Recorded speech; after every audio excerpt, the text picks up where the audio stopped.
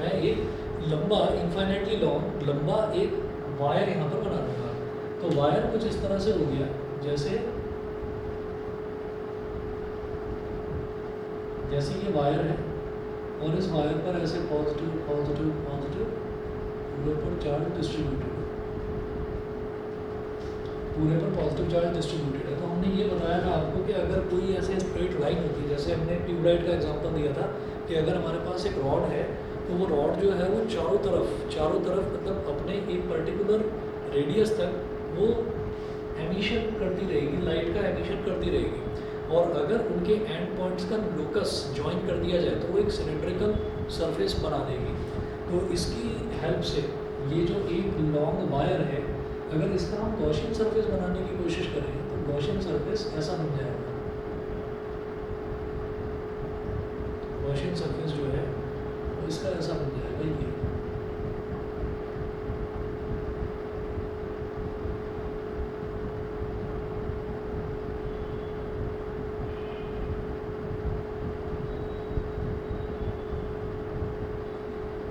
ये Gaussian surface इसका बन गया, ठीक। अच्छा, अब जरा इसकी लेंथ की बात करते हैं। इसकी जो लेंथ है वो हो जाएगी स्मॉल एल। हमने अभी इसकी लेंथ ले ली, हालांकि उसको इन्फाइनाइटली लॉन्ग हमने चार्ज वायर लिया है, पर अभी जरा लेंथ को एल लिखते हैं।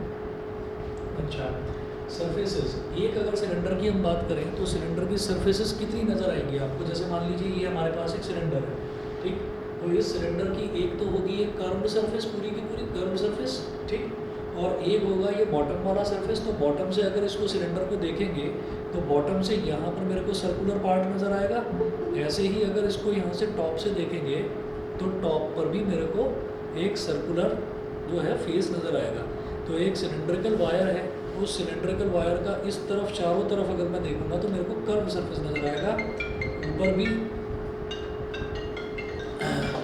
भी जो है ऊपर भी एक सर्कल नज़र आएगा और नीचे भी एक सर्कल नज़र आएगा।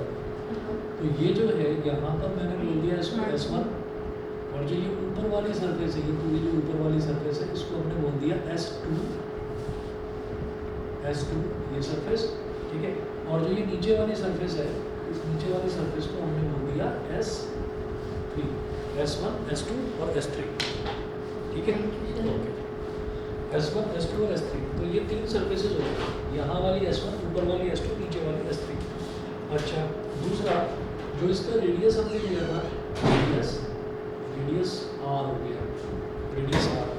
अच्छा, गॉसियन सरफेस का रेडियस R हो गया। अच्छा, अब मैं ये देखूंगा कि जो ये सरफेसेस हैं, इन सरफेस पर छोटा छोटा हम एरिया ले लेंगे, एरिया का स्मॉल एलिमेंट ले लेंगे।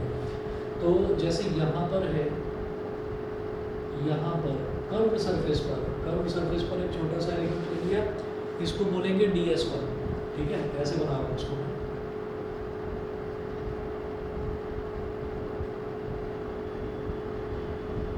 DS1। तो अगर इस कर्व्ड सरफेस की बात करी जाए, तो यहाँ से परपेंडिकुलर बाहर की तरफ ही होगा, ठीक है। तो सरफेस से बाहर की तरफ ऐसे जाएगा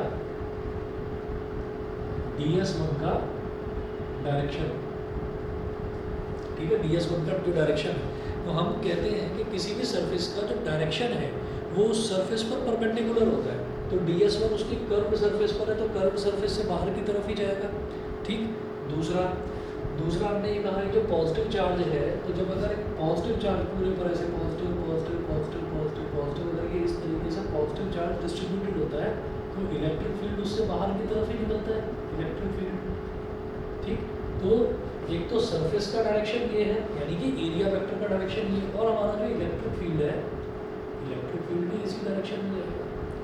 जो इलेक्ट्रिक फील्ड है उसका डायरेक्शन भी ये वेक्टर, ठीक। अब जरा यहाँ पर देखिए S2 पर, तो S2 पर मैंने एक छोटा सा सरफेस ले लिया ऐसे। तो S2 तो ऐसे है कि जैसे ऊपर सर्कल बना हुआ है, तो ऊपर वाला सरफेस फ्लैट है, तो फ्लैट सरफेस पर परपेंडिकुलर लेंगे तो वो ऊपर की तरफ जाएगा।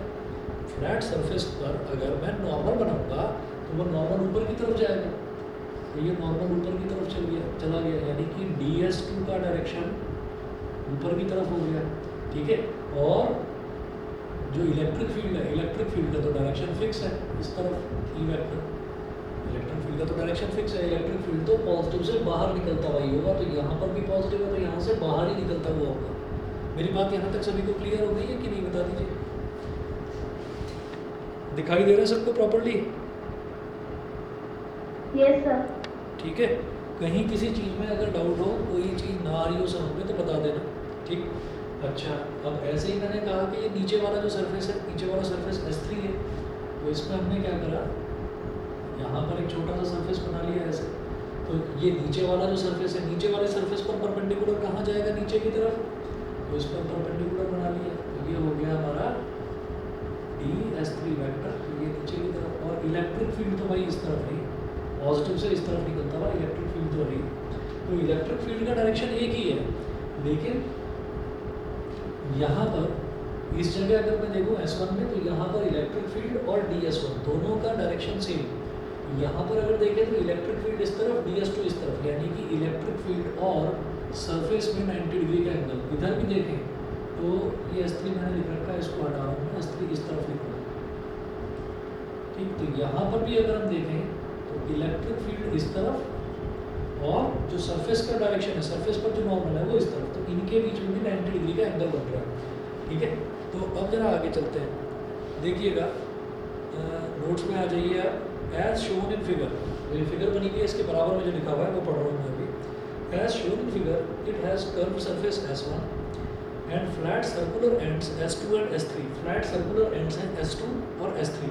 ठीक, clearly DS1 is parallel to E vector, तो DS1 और E ये दोनों पैरेलल हैं, क्योंकि दोनों की एक ही डायरेक्शन है। तो यहाँ पर ये है कि DS1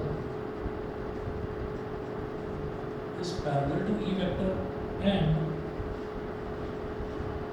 DS2 is perpendicular to E vector and DS3 is perpendicular to E vector। DS3 भी E vector को perpendicular है, ये हमको दिखाई दे रहा है। ठीक, अब मैं इसके आगे बढ़ता हूँ। किसी भी बच्चे को यहाँ तक प्रॉब्लम हो तो मुझे बता दीजिए। जो तीन अलग अलग सर्फेसेस हमने लिए हैं, वो तीनों सर्फेसेस सभी को शायद क्लियर होनी चाहिए। बता देना भी मेरे को, प्रियांशी, सिमरन, आयुष, आदित्य, आकाश, अवनी, निधावी। ठीक है, बता दीजिएगा भाई, बाकी बच्चे भी। कुछ एक बच्चों का ना नाम शायद उन्होंने अपने पेरेंट्स की आईडी से ज्वाइन कराया, तो मुझे नहीं समझ में आ रहा। ठीक है, वैभवी, शानवी, ठीक है, बता दीजिएगा। ठीक है, मैं आगे चलता हूँ फिर। देखिएगा, अब मैं टोटल इलेक्ट्रिक फ्लक्स की बात करता हूँ। तो टोटल इलेक्ट्रिक फ्लक्स कैसे निकाली जाएगी? टोटल इलेक्ट्रिक फ्लक्स, तो टोटल इलेक्ट्रिक फ्लक्स कैसे निकालेंगे? वही जैसे हमने लास्ट क्लास में देखा था, phi E is equal to surface integral of E vector dot ds vector. ठीक है, phi E is equal to surface integral of E vector dot ds vector. ठीक है, तो ये हमारे पास फ्लक्स का फॉर्मूला होता है। फ्लक्स का फॉर्मूला होता है ई वेक्टर डॉट ds वेक्टर। ये हो गया, इसको इंटीग्रेट करना पड़ता है। अब जरा देखिएगा, इंटीग्रेट करेंगे तो जब हम इंटीग्रेट करेंगे तो हमारे पास क्या होगा, यहाँ पर हमारे पास तीन अलग अलग सरफेस एरियाज नजर आएंगे जब इंटीग्रेट करेंगे। तो मैं वो सरफेस एरियाज अलग अलग लिख रहा हूँ, तो क्या हो जाएगा, इंटीग्रेशन यहाँ लिखेंगे S1 कि मैं S1 सरफेस के लिए इंटीग्रेट कर रहा हूँ। तो ये क्या हो जाएगा, ई vector dot DS1 vector plus integration यहाँ लिखेंगे S2 ई vector dot DS2 vector plus यहाँ लिखेंगे S3 ई वेक्टर डॉट DS3 वेक्टर। ठीक है, तो ये S1 के लिए हो गया। सरफेसेस पूरे के पूरा जो ये गॉसियन सरफेस है, ये तीन तरीके की सरफेस तीन पार्ट्स में डिवाइडेड है। ठीक है, एक कर्व सरफेस S1, एक ऊपर वाली सरफेस S2 और एक नीचे वाली सरफेस S3। तो ये तीन अलग अलग सरफेसेस में डिवाइडेड है। तो अब आप ये देखिएगा कि मैंने तीनों के लिए ले लिया, ई वेक्टर डॉट DS1 प्लस ई वेक्टर डॉट DS2 प्लस ई वेक्टर डॉट DS3।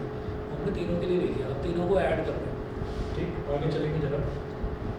ये बन जाएगा क्योंकि ई और डी एस वन ये दोनों एक ही लाइन के अलॉन्ग है, यानी कि दोनों के बीच में कोई एंगल नहीं बन रहा, मतलब 0 degree.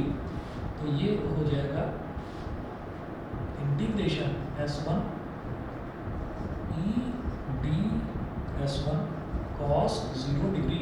A vector dot B vector क्या होता है, ए बी कॉस थीटा, तो E vector dot D S one क्या होगा, E D S one cos theta, दोनों के बीच में 0 डिग्री है। अब S2 की बात करते हैं, तो E D S two cos 90 degree. फिर S3 की बात करते हैं, E D S three cos 90 degree. cos 90 degree 0 होता है तो ये पूरा कंपोनेंट 0, cos 90 0 होता है तो ये पूरा कंपोनेंट 0, बचेगा केवल ये ई डी एस वन cos 0 वाला हमारे पास बचने वाला है। ठीक है, चलिए तो आगे चलते हैं। तो ये हमारे पास बचा ई D S one integration S1 और ई डी एस वन ये बचा, तो सब 0 हो गया, cos 0 1 होता है। अब मैंने आपको बताया था कि अगर d के साथ जो चीज़ लिखी होती है ना वही वेरिएबल होता है, बाकी वाली जो टर्म्स है वो सब कांस्टेंट होती है। तो ई यहाँ पर कांस्टेंट है, ई को बाहर निकाल लीजिए, तो ई को मैंने निकाल लिया बाहर। अब ये मेरे पास बचता है डी एस वन। अब जब डी एस वन है, ठीक, ये हम फाई ई निकाल रहे थे, तो डी एस वन जो है वो क्या हो जाएगा, वो एस वन ही तो हो जाएगा, एस वन। और एस वन क्या है, S1 है curved surface area of the cylinder. Cylinder का कर्व्ड सरफेस एरिया क्या होता है बताएंगे, याद है फॉर्मूला 2/RH होता है सिलेंडर का कर्व्ड सरफेस एरिया। भाई आप सारे के सारे ऑनलाइन बैठेगा, मेरे को बता दीजिएगा किसी को ना समझ में आए कोई भी चीज़, ठीक है। तो आपकी आवाज़ नहीं आएगी तो मैं समझ नहीं पाऊंगा इधर, आप लोगों के चेहरे नहीं दिखाई दे रहे इसलिए कह रहा हूँ, ठीक है। तो बता दीजिएगा कहीं कोई चीज़ में दिक्कत हो, कहीं कुछ आवाज़ उधर से नहीं आ रही है, मैं समझूंगा कि सबको समझ में आ रहा है, ठीक है। तो E इंटू एस वन, तो ये हमने क्या निकाला है, फाई ई निकाला है, इलेक्ट्रिक फ्लक्स निकाला है, इलेक्ट्रिक फ्लक्स आ गया E into S one. And what is this S one, this is curved surface area of cylinder.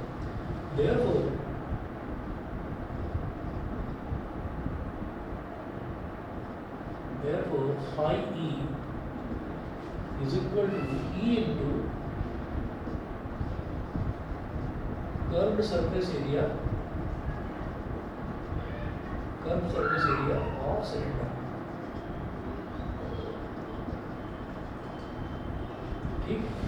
तो phi E is equal to E into curve surface area होता है cylinder का 2πr/h। यहाँ पर h क्या होता है, यहाँ पर h होता है सिलेंडर की हाइट। तो सिलेंडर की हाइट में तो बेटा यहाँ पर ना h नहीं दे रखी, l दे रखी है, रेडियस r ही दे रखा है, तो 2πr/l हो जाएगा वो। तो E इंटू 2πr/l ये हो गया, ठीक है। इसको इक्वेशन नंबर 1 बोल दिया, ठीक है जी। उसके बाद हम ये बात करेंगे कि जो हम चार्ज की बात करेंगे ना, चार्ज किस तरीके से निकलेगा। हमने ये भी देखा कि ये जो पूरा का पूरा ये जो बीच में वायर है ना, इस वायर का हमने लाइन चार्ज डेंसिटी लैम्बडा लिया है। लाइन चार्ज डेंसिटी हमने 3 तरीके की चार्ज डेंसिटीज देखी थी। Line charge density lambda is equal to charge per unit length Q/L। दूसरा हमने देखा था surface charge density sigma is equal to Q/S, S is your surface area. और तीसरा हमने देखा था वॉल्यूम चार्ज डेंसिटी, तो Q/वॉल्यूम था वो, ठीक। तो मैं यहाँ पर लाइन की एक स्ट्रेट वायर है तो it is just like a line, तो यहाँ पर लाइन चार्ज डेंसिटी की बात करेंगे। तो for a line charge enclosed by the Gaussian surface is, यहाँ पर देखिएगा, since lambda which is line charge density is Q/L, it implies that Q is equal to lambda into L, Q is equal to lambda into L। इसको बोल दिया हमने equation number 2, ठीक है। फिर बात करेंगे by Gauss theorem.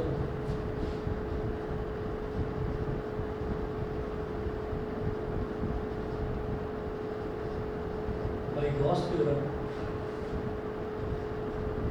phi E is equal to Q/epsilon naught। phi E is equal to Q/epsilon naught, इसको बोल दिया हमने इक्वेशन नंबर 3। तो जैसा इससे पहले वाला डेरिवेशन जो हमने कल करा था उसमें हमने देखा था कि पहले phi E निकाला, कूलम्ब्स लॉ जो हमने डिराइव करा था, पहले phi E ऐसे निकाला, फिर फाई ई गॉस थ्योरम से निकाला। अब दोनों को कंपेयर कर दीजिए, तो वही है फ्रॉम इक्वेशन 1, 2 एंड 3। तो 1, 2 एंड 3 फ्रॉम इक्वेशन 1, 2 एंड 3।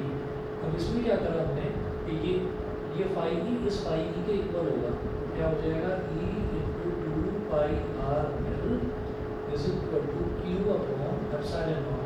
मेरे को इक्वेशन को यूज़ करनी है, मतलब क्यू की जगह मैं लैम्बडा एल लिखूंगा, तो E into 2 pi r l is equal to lambda l upon epsilon not.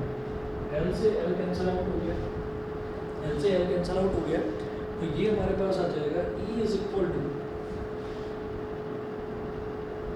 Lambda upon 2 pi epsilon naught, ये 2 पाई इधर आ जाएगा, 2 पाई एप्सिलॉन नॉट आर, ठीक है, 2 पाई एप्सिलॉन नॉट आर। अब आप मेरी बात समझिएगा, हमने ये जो शुरुआत में कहा, ये हमारे पास इलेक्ट्रिक फील्ड आ गया, ये सेकंड वाला एप्लीकेशन खत्म हो गया। अब आप हमारी बात समझिए, जो इन्होंने बोला ना field due to an infinitely long charge wire, यानी कि अगर ये वायर की कितनी भी बड़ी लेंथ क्यों ना हो, क्या चाहे इसकी इनफाइनाइट लंबी लेंथ ही क्यों ना हो, ठीक है, कोई फर्क नहीं पड़ने वाला, लेंथ पर वो डिपेंड ही नहीं कर रहा है। गॉसियन सरफेस का रेडियस कितना बन पा रहा है, ठीक है, आर कितना है, वो केवल उस पर डिपेंड कर रहा है। लाइन चार्ज डेंसिटी लैम्बडा पर डिपेंड कर रहा है, बाकी 2 पाई एप्सिलॉन नॉट ये तो कांस्टेंट है। तो इसलिए इसको मैंने लेंथ एल बोलने के मतलब इसको इनफाइनाइटली लॉन्ग चार्ज वायर बोलने के बावजूद भी मैंने लेंथ एल लिया है, ठीक है। अब आप एल को 1 मीटर ले लो, 2 मीटर ले लो, 7 मीटर ले लो, या फिर आप इन्फिनिटी ले लीजिए, एल से एल वैसे भी कैंसिल आउट होगा, ठीक है जी। सभी बच्चे बता दीजिए, सबको क्लियर है इतना? आदित्य, आकाश, आयुष, शानवी, प्रियांशी, सभी को क्लियर है? मेधावी, अवनी, चले आगे? ठीक है, चलिए जी। इसके बाद जो है, इसके बाद एक टॉपिक है, एक एप्लीकेशन है, बस वो एक ही एप्लीकेशन और कराऊंगा, ज़्यादा मुश्किल नहीं है, वो भी समझ में आ जाएगा। नहीं आए तो चाहे तो नेक्स्ट क्लास में पूछ लेना कि सर ये वाली चीज़ नहीं आई समझ में, बाकी कोशिश करिएगा। वीडियो इसका भी रिकॉर्ड हो रहा है, वो भी भेज दूँगा। देखिए, मैं इसका थर्ड एप्लीकेशन कर रहा हूँ, electric field due to a uniformly charge infinite plane sheet, uniformly charge infinite plane sheet.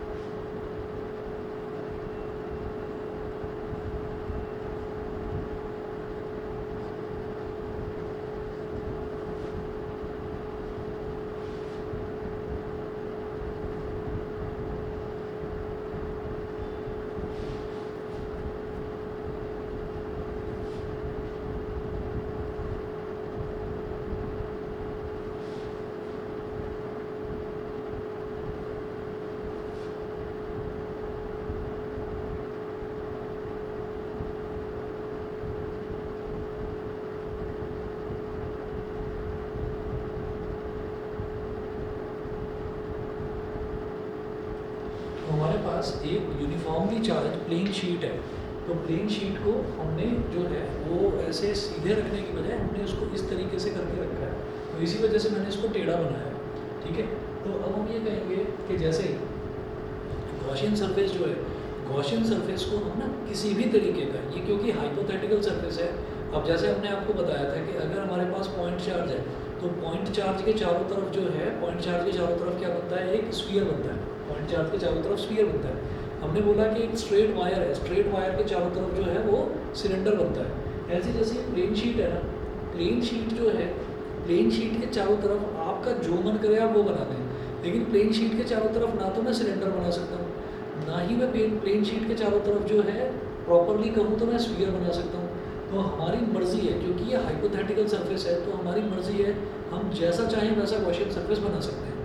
तो अब क्योंकि प्लेन शीट है तो प्लेन शीट के इस तरफ जिस तरह जैसा सरफेस बनेगा वैसा ही सरफेस उसके इस तरफ बनेगा। तो इसके दोनों तरफ इधर भी और इधर भी एक जैसा सरफेस बना दीजिए, जो भी समझने में सिंपल लगे। तो जैसा एनसीईआरटी में उन्होंने एग्जांपल में, एनसीईआरटी में भी उन्होंने जो है सिलेंड्रिकल गॉसियन सरफेस लिया है, उसके राइट साइड भी और लेफ्ट साइड भी, ठीक है। ये ऐसा है कि जैसे हमारे पास एक प्लेन शीट है, उस पर ना चार्ज डिस्ट्रीब्यूटेड है, तो जितना इस तरफ वो इलेक्ट्रिक फील्ड निकालेगा उतना ही इस तरफ इलेक्ट्रिक फील्ड निकालेगा। प्लेन शीट के दोनों तरफ बराबर बराबर वो एक्ट करेगा। तो इसलिए मैंने क्या करा कि एक जैसी मैं लेफ्ट साइड में बना रहा हूँ सरफेस, वैसे ही मैं राइट साइड में बनाऊँगा। तो मैंने क्या करा, मैंने यहाँ पर ये गॉसियन सरफेस इस तरीके की ले ली, सिलेंड्रिकल गॉसियन सरफेस ले ली मैंने, इसके राइट साइड में भी और लेफ्ट साइड में भी। जैसा यहाँ पर निकल रहा है वैसे ही ये पीछे की तरफ भी होगा। हाइपोथेटिकल सरफेस है तो हम जैसी चाहे वैसी ले सकते हैं। सिंप्लिसिटी के लिए हमने क्या करा, हमने सिलेंड्रिकल गॉसियन सरफेस ले ली। अब देखिएगा, एक सिलेंड्रिकल गॉसियन सरफेस है तो एक सरफेस तो ये होगी इधर वाली सर्कुलर फेस, एक इधर वाला सर्कुलर फेस होगा, ठीक है। अच्छा, उसके बाद हम ये कहेंगे कि हमने यहाँ से और यहाँ तक का जो डिस्टेंस है उसको भी r ले लिया, ठीक, और यहाँ से और जो पीछे तक का डिस्टेंस है ये भी हमने r ले लिया, ठीक। मतलब प्लेट जो है, प्लेट के आगे भी जो गॉसियन सरफेस है वो r डिस्टेंस तक बना हुआ है और प्लेट के पीछे भी r डिस्टेंस तक बना हुआ है। फिर मैंने कहा कि ये सिलेंडर की कर्व सरफेस है, तो कर्व सरफेस पर आप एरिया का कैसा भी छोटा सा टुकड़ा ले लीजिए। हमने एरिया का ये छोटा सा टुकड़ा ले लिया यहाँ पर, ठीक।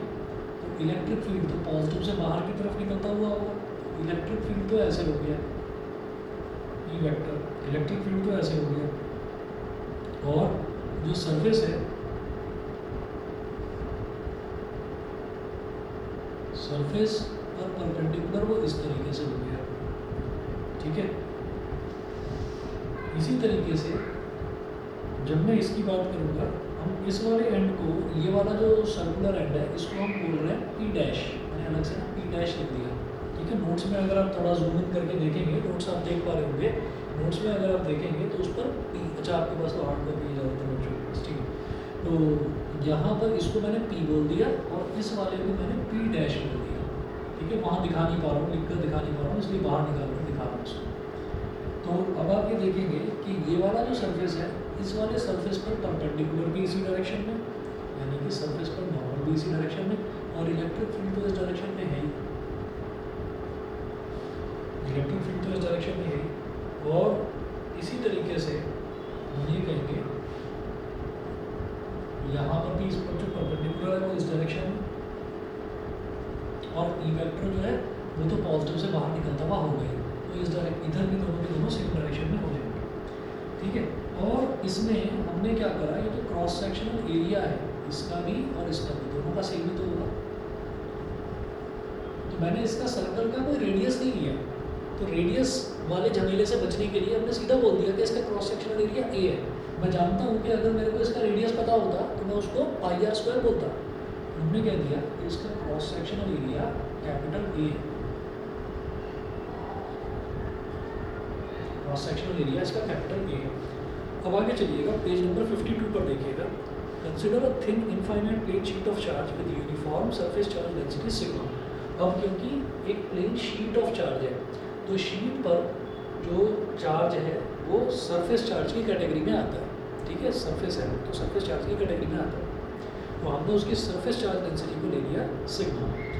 We wish to calculate its electric field at a point P at a distance r from it. तो हम इसकी वजह से पॉइंट P पर इलेक्ट्रिक फील्ड कैलकुलेट करना चाहते हैं जो इससे r डिस्टेंस पर है। We choose a cylindrical Gaussian surface of cross sectional area and length 2r with its axis perpendicular to the sheet। ठीक है, तो हमने जो Gaussian surface ली है वो ऐसे ली है जो इस पर परपेंडिकुलर है। ठीक है, तो और जिसकी लेंथ 2r है, तो r इस तरफ हो गया, r इस तरफ हो गया, मतलब सेंटर में है जो आपकी शीट है। आगे चलते हैं। The lines of force are parallel to the curved surface of cylinder, so angle between E vector and ds vector is 90 degrees, so flux through the curved surface is 0। ये जो कर्व सरफेस है इसकी वजह से flux 0 हो जाएगा, क्योंकि surface का डायरेक्शन ये है और इलेक्ट्रिक फील्ड का ये है, तो दोनों के बीच में 90 डिग्री का एंगल, तो EDS cos 90 वो आपका 0 हो गया। अच्छा, तो the flux through the plane end faces of the cylinder is, अब प्लेन एंड फेसेस की वजह से जो हमारा फ्लक्स है वो कितना बनेगा वो देखिएगा, फाई ई। तो इधर भी इलेक्ट्रिक फील्ड और ds वेक्टर दोनों सेम डायरेक्शन में है, तो हम इसको सीधा सीधा ये कह सकते हैं ना कि ये EA प्लस 2EA हो जाएगा, EA प्लस EA, सॉरी ये प्लस 2EA नहीं, EA प्लस EA। तो EA इसकी वजह से, क्यों आप यहीं पर समझिए कि इसकी वजह से जो फ्लक्स है वो हो जाएगा E vector dot ds vector का इंटीग्रेशन, ये क्या हो जाएगा E वेक्टर, सॉरी ये हो जाएगा EDS cos 0 degree, cos 0 degree तो 1 होता है, तो इंटीग्रेशन ऑफ EDS ये हम कई बार देख चुके हैं इसलिए डायरेक्ट लिख दिया यहाँ पर। EDS और E को निकाल लिया बाहर, इंटीग्रेशन ऑफ DS, तो ये वाला जो सरफेस है DS, इसको जब इंटीग्रेट करेंगे इसका एरिया हमने पहले ही बता दिया कि A है, तो ये E इंटू एस हो जाएगा। dx का इंटीग्रेशन x होता है तो ds का इंटीग्रेशन s, तो s क्या है, ये वाला एरिया, सर्कुलर पार्ट का एरिया, सर्कुलर पार्ट के एरिया को मैंने EA लिया, तो इधर भी EA है और इधर भी EA है, तो EA प्लस EA 2EA हो गया। बोलो जी, यहाँ तक सभी को क्लियर है? यस सर, ठीक है, सभी बच्चे बता दीजिए क्लियर है? यस। ठीक है, अच्छा अब आगे देखिएगा, charge enclose by the Gaussian surface. तो गॉसियन सरफेस में अब चार्ज एनक्लोज कौन सा होगा, चार्ज कैसे निकलेगा, जब हमारे को अब सरफेस चार्ज डेंसिटी की बात कर रहे हैं तो sigma is equal to Q upon S होता है, Q अपॉन S। यहाँ पर तो सरफेस ही A है, सरफेस एरिया A है, इसका मतलब Q कितना हो जाएगा, sigma into A by Gauss theorem phi E is equal to Q upon epsilon naught. ठीक है, बिल्कुल वही सेम तरीका है। इसको इक्वेशन नंबर 1 बोला, इसको इक्वेशन नंबर 2 बोला, और यहाँ लिखेंगे by Gauss theorem,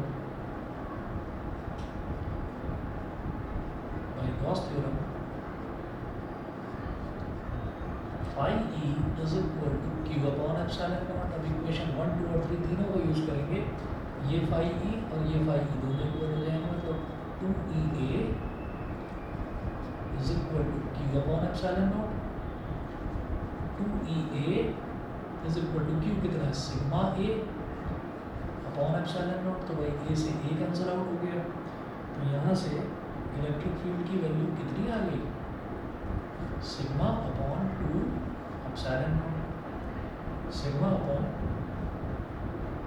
2 epsilon naught. अब अगर इसका डायरेक्शन देखना है तो हम ये कहेंगे कि ये जो एंड है इससे नॉर्मल निकलता हुआ जो डायरेक्शन है वो इसका डायरेक्शन हो जाएगा, तो E vector is equal to sigma upon 2 epsilon naught, n cap बस एन कैप लगा दिया। एन कैप क्या है, unit vector normal to the plane and going away from it. तो ये वाला जो प्लेन है, इस प्लेन पर नॉर्मल जो है वही आपका एन कैप है। डायरेक्शन के लिए यूनिट वेक्टर से मल्टीप्लाई कर देते हैं, बस वो एन कैप से हमने मल्टीप्लाई कर दिया।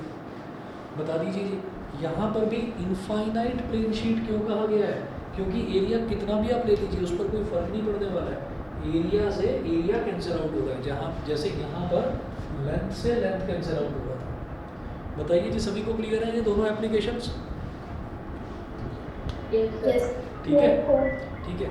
तो बस ये क्लास बस इसी चीज़ के लिए थी कि हम थोड़े थोड़े जो छोटे छोटे टॉपिक्स हैं उनको थोड़ा सा पुशअप कर देंगे इन क्लासेस के थ्रू। आप में से कोई भी बच्चा कंफर्टेबली अगर ऑफलाइन आना चाहे तो आ सकते हैं, नहीं तो ऑनलाइन भी ले सकते हैं। कोई भी दिक्कत आए तो जब ऑफलाइन क्लास होगी तो मेरे को बता देना कि सर वो जो 2 टॉपिक कराए थे उसमें ये नहीं समझ में आया या ये पार्ट में प्रॉब्लम है, बता दीजिएगा मेरे को, ठीक है। तो आज इतना ही करेंगे बस। ये क्लासेस आपकी बस 30 या 40 मिनट की होगी, उससे ज़्यादा ये लंबी क्लास नहीं लेने वाला, ठीक है जी। तो आज इतना ही करेंगे, बाकी नेक्स्ट क्लास में देखते हैं। तो इसके बाद आगे भी टॉपिक है? हाँ, इसके बाद लास्ट वाला बस ये बचा हुआ है कि electric field due to positively charge parallel plane sheet, ठीक है। 2 टॉपिक्स 2 एप्लीकेशन बचे हुए हैं और शेल वाला नहीं करना है। तो वो नेक्स्ट क्लास में, जो आपकी नेक्स्ट क्लास होगी, नेक्स्ट क्लास में ये चैप्टर खत्म हो जाएगा, ठीक है। और मोस्ट प्रोबेबली नेक्स्ट क्लास में ही आपका जो सेकंड चैप्टर है वो स्टार्ट भी हो जाएगा, ठीक है। चलिए जी, okay Thank you. Okay Thank you. Okay.